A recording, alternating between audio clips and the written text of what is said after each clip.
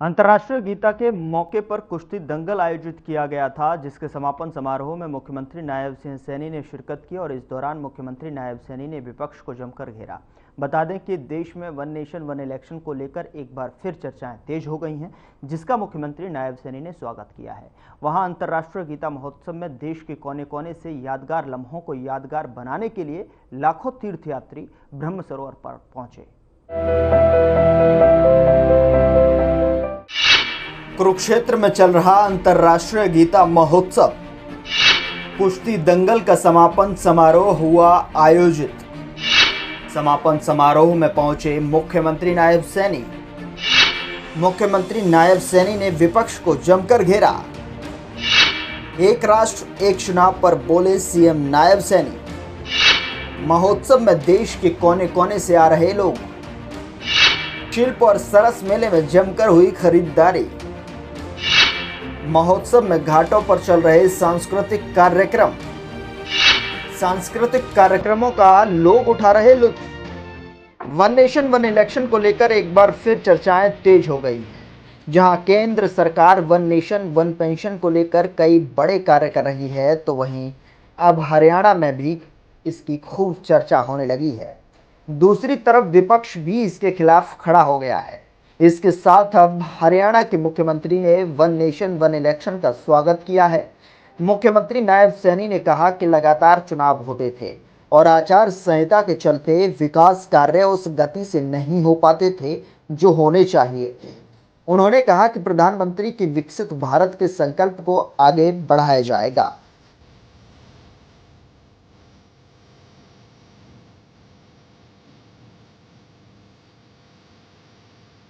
इसके साथ ही पंजाब के मुख्यमंत्री की तरफ से वन नेशन वन इलेक्शन को लेकर दिए बयान पर मुख्यमंत्री नायब सैनी ने कहा कि आम आदमी पार्टी ने जो सजग बाग लोगों को दिखाए थे उन्हें पूरा नहीं कर पाए। उन्होंने कहा कि वो दिल्ली में जेल में भ्रष्टाचार के मामलों में पड़े हैं। केजरीवाल सत्ता में पारदर्शिता के लिए आए थे, लेकिन कांग्रेस से भी ज्यादा भ्रष्टाचारी केजरीवाल निकले। सीएम नायब सैनी ने कहा कि यमुना को निर्मल करने जैसे अपने वादे केजरीवाल ने पूरे नहीं किए। दिल्ली के लोग चुनाव का इंतजार कर रहे हैं, जिस दिन चुनाव होगा इनका सुपड़ा साफ हो जाएगा।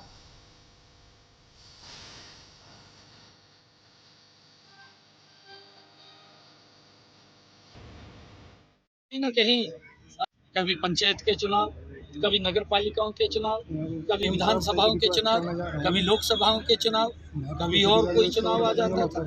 तो इससे आचार संहिता के कारण विकास की गति रुकती थी, पैसा ज़्यादा खर्च होता। परंतु आदरणीय प्रधानमंत्री जी का जो ये विजन है, ये स्वागत योग्य है। मैं प्रधानमंत्री जी के इस फैसले की बुरी प्रशंसा करता हूँ कि उन्होंने वन इलेक्शन और वन नेशन वन इलेक्शन को जो मंजूरी दी है, उससे देश का खर्चा भी बचेगा, देश विकास की गति पर तेजी से आगे बढ़ेगा और आम लोगों को भी उसका आम जन को लाभ हो। सीएम साहब, कांग्रेस के पास तो मुद्दा ही नहीं था। जब से आज़ादी के बाद इस कांग्रेस को खत्म कर देना चाहिए, परंतु उनके कुछ अपने हेतु थे, उनके नेताओं के हेतु थे और उसके कारण से वो कांग्रेस जब सभी लोगों ने मिलकर के इस आज़ादी की लड़ाई के अंदर अपनी भूमिका अदा की थी, बहुत सारे ऐसे क्रांतिकारी वीर थे जिन्होंने इस देश के और उसके बाद उसका लाभ लेने के लिए कांग्रेस के कुछ लोगों ने, कुछ नेताओं ने इसको जिंदा रखा, नुकसान की तरफ ले जाती दिखाई दी।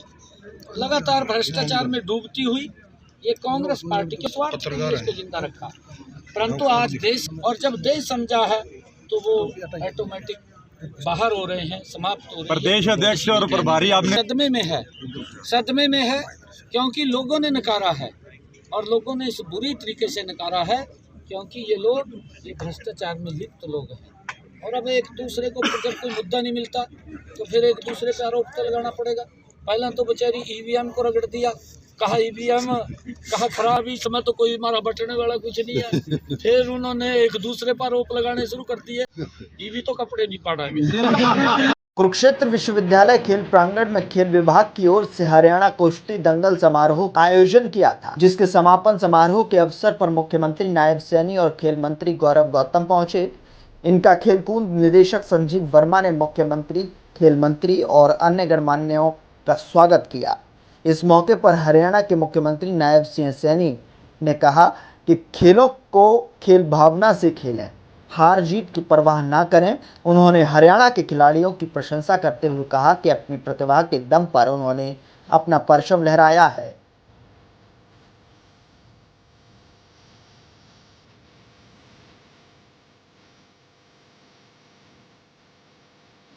नशे से दूर रहने के लिए सीएम सैनी ने युवाओं को संदेश दिया कि युवा पीढ़ी नशे से दूर रहे। अगर नशा करना है तो खेल का नशा करें, इससे आपका और देश का नाम आगे बढ़ेगा।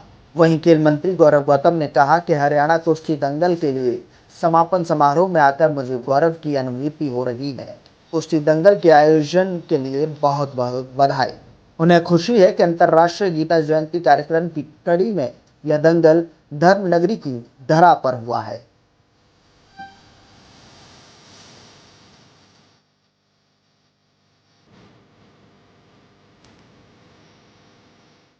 जो नशा है, जो हमारे शरीर को नुकसान पहुंचाता है या हमारे शरीर की को कमज़ोर करता है। नशे से हमारी विकास की गति कम होती है। किस युवा के अंदर क्या प्रतिभा छिपी हुई है, जब वो युवा मंच के ऊपर दिखाता है तब उसकी प्रतिभा निखर करके सामने आती है। अगर वो गलत रास्ते पर चला जाता है तो प्रतिभा भी अपना दम घोट लेती है, वो प्रतिभा दिखाई नहीं देती। मैं युवाओं से अपील करूंगा कि नशे से हम बचें। मैं सभी हरियाणा प्रदेश के आम जन से भी अपील करूंगा कि अपने बच्चों को नशे से दूर रखिए। उनको आगे बढ़ाने के लिए जब सरकार सपोर्ट कर रही है तो उनको आगे बढ़ाने का मौका दे रही है। प्रधानमंत्री जी का एक विजन था, उन्होंने कहा भी था कि देश के अंदर वन नेशन वन इलेक्शन के तहत ही चुनाव होने चाहिए। इससे क्योंकि पैसे का भी बहुत ज़्यादा मात्रा में दुरुपयोग होता था, वेस्टेज होती थी, विकास की गति रुकती थी। और विकास की गति इसलिए रुकती थी क्योंकि हर तरह काम कर रही है। मैं सभी युवाओं से अपील करना चाहूँगा कि हम इन खेलों का नशा करें, हम एजुकेशन का नशा करें। आज हरियाणा में बिना पर्ची बिना खर्ची के युवाओं को नौकरी मिल रही है, ये हमारे लिए गर्व की बात है। और अन्य नशों से हम बचें, नशा करें हरियाणा की माटी का, हरियाणा के खेलों का, हरियाणा के हमारी संस्कृति कल्चर का।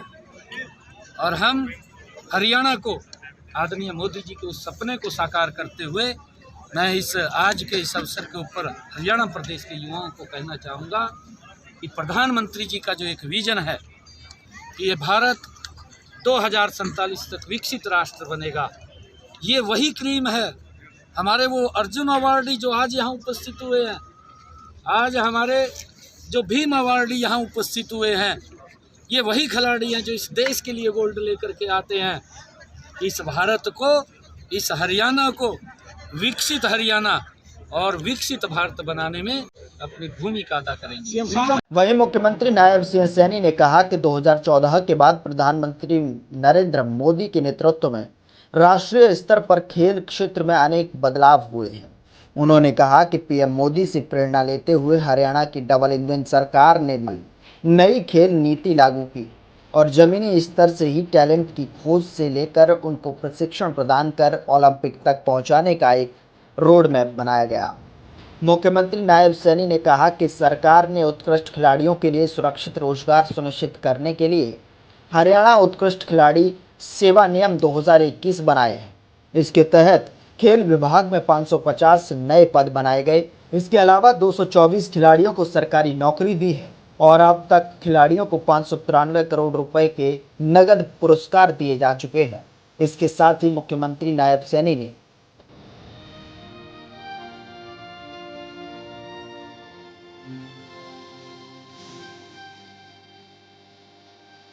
खेल इंफ्रास्ट्रक्चर को लेकर जानकारी देते हुए बताया कि राज्य में मजबूत खेल इंफ्रास्ट्रक्चर तैयार किया गया है ताकि खिलाड़ियों को सभी आधुनिक सुविधाएं प्राप्त हो सकें और प्रदेश सरकार ने खेल नर्सरियां खोली और खिलाड़ियों को वित्तीय सहायता के साथ साथ आधुनिक प्रशिक्षण की व्यवस्था की है। इस समय प्रदेश में 1489 खेल नर्सरियां कार्यरत हैं। इनमें 37,225 खिलाड़ी प्रशिक्षण ले रहे हैं। सीएम सैनी ने कहा कि खेल दुनिया को जोड़ने का एक बहुत मजबूत और सशक्त माध्यम है। मैदान कोई भी है, चुनौती कैसी भी है, हमें हर हाल में अपना श्रेष्ठ प्रदर्शन करना है।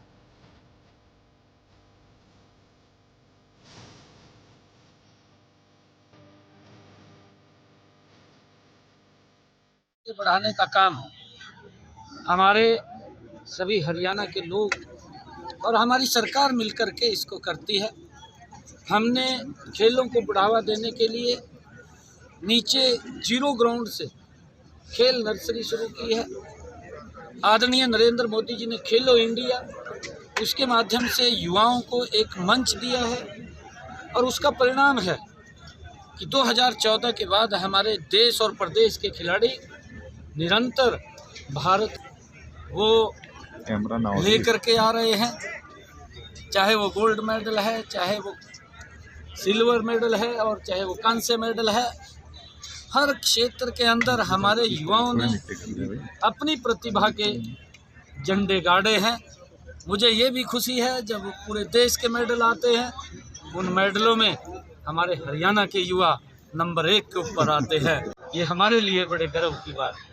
कुरुक्षेत्र में चल रहे अंतर्राष्ट्रीय गीता महोत्सव में देश के कोने कोने से यादगार लम्हों को आत्मसात करने के लिए लाखों तीर्थयात्री ब्रह्म सरोवर पर पहुंचे। इस महोत्सव में तीर्थयात्रियों ने उत्तर क्षेत्र सांस्कृतिक कला केंद्र के शिल्प मेले और डीआरडीए के सरस मेले में जमकर खरीदारी की। अहम पहलू यह है कि इन यात्रियों ने ब्रह्म सरोवर के घाटों पर हरियाणा कला परिषद की तरफ से चल रहे सांस्कृतिक कार्यक्रमों का आनंद उठाया और पर्यटकों को विभिन्न प्रदेशों की संस्कृति से रूबरू होने का अवसर भी मिला।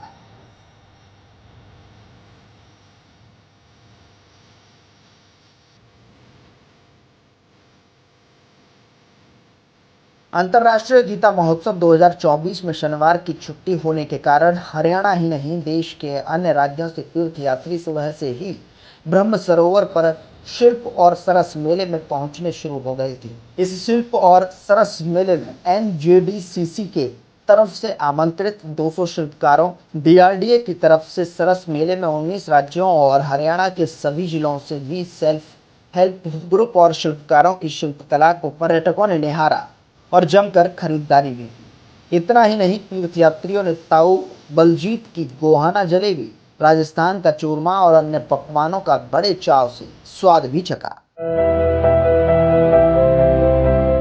तो आपने इस खास कार्यक्रम में देखा कि अंतर्राष्ट्रीय गीता जयंती महोत्सव को लेकर कई कार्यक्रमों का आयोजन किया गया और इसी में कुश्ती दंगल का भी आयोजन किया गया, जिसके समापन समारोह में मुख्यमंत्री नायब सैनी ने शिरकत की और वन नेशन वन इलेक्शन का स्वागत किया। साथ ही राज्य में मजबूत खेल इंफ्रास्ट्रक्चर को लेकर भी जानकारी दी गई। वहीं सरस मेले में भी भारी संख्या में लोग आए और सांस्कृतिक कार्यक्रमों का आनंद उठाया। फिलहाल आज के इस खास कार्यक्रम में इतना ही। मुझे दीजिए इजाजत। नमस्कार।